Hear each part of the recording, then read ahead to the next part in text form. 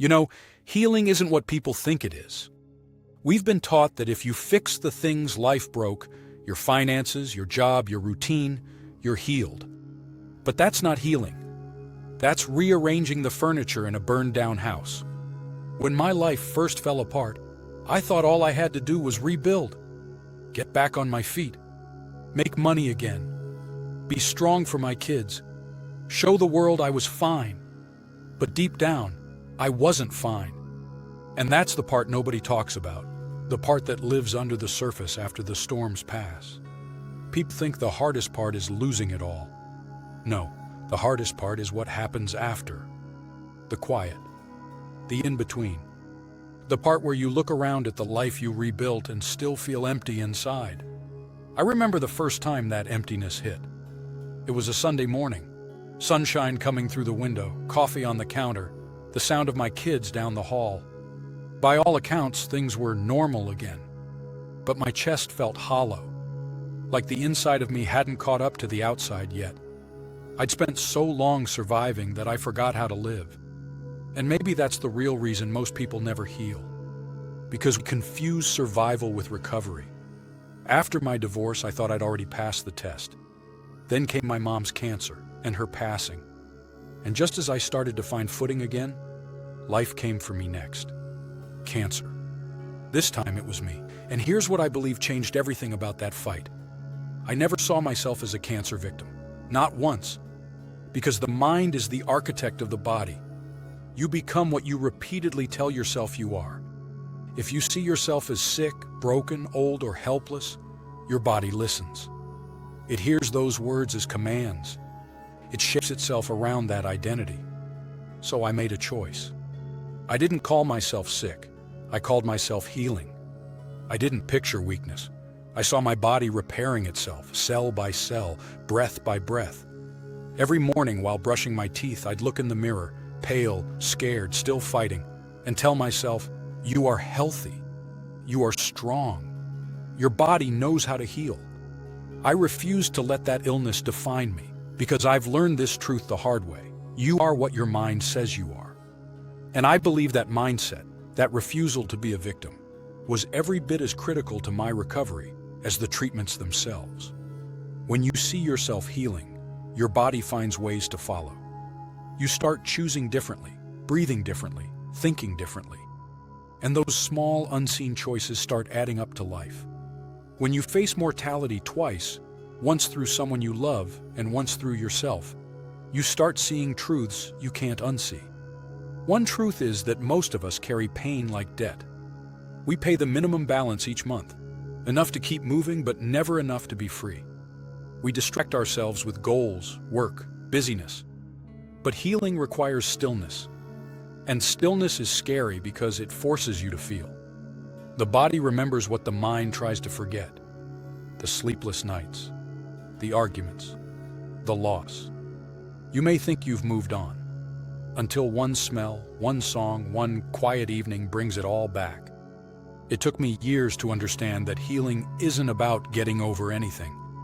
It's about integrating what happened, owning it without letting it own you.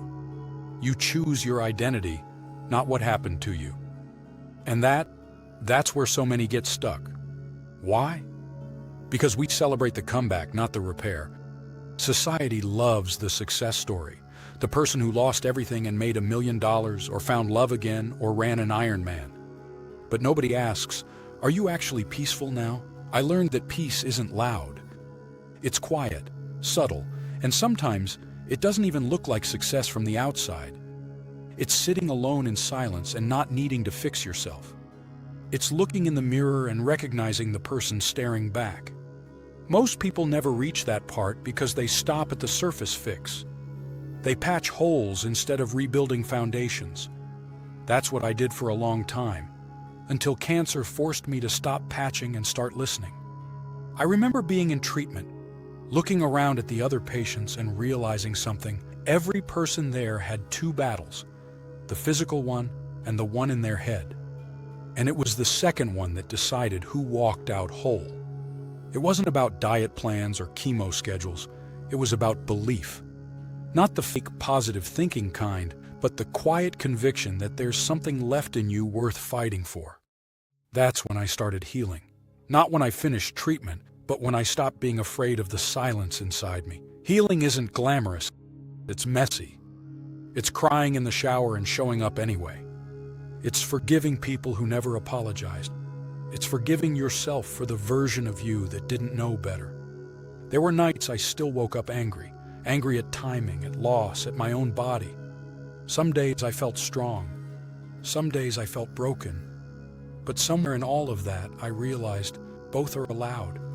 Strength doesn't mean the absence of pain. It means carrying it differently.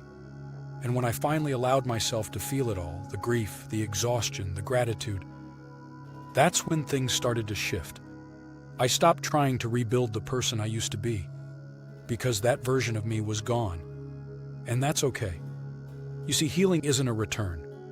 It's a rebirth. Most people chase the life they lost, but true healing happens when you start creating a life that fits who you've become and who you identify as. That's where peace lives.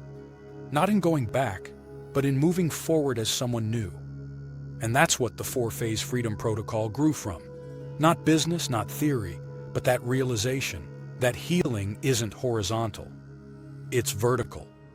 You don't climb back to who you were. You rise into who you are. If you're listening to this and you've been through something you can't quite name, heartbreak, burnout, illness, please know this: you're not behind. You're in the waiting room of your next chapter. Take your time. Feel what hurts. Give yourself the grace to heal, even if the world doesn't understand what that looks like. Because healing isn't linear. It's cyclical. And every time you think you've finished, life will show you another layer. But that's okay. That's growth. These days I still carry the memories. Sometimes I feel them as softly as a breeze. Sometimes they still sting. But they no longer define me. They remind me. And maybe that's the point. Healing doesn't erase your past, it redeems it. The scars? They told me the story was over. But now, they remind me that it continued. So if you're out there trying to hold everything together, if you're fixing what broke, rebuilding what was lost, don't forget to check in here. Because until what's broken inside starts to mend, nothing you build on the outside will ever feel strong enough. And if you're ready, not just to fix your life, but to finally heal, I'll show you how inside my 4-Phase Freedom Protocol.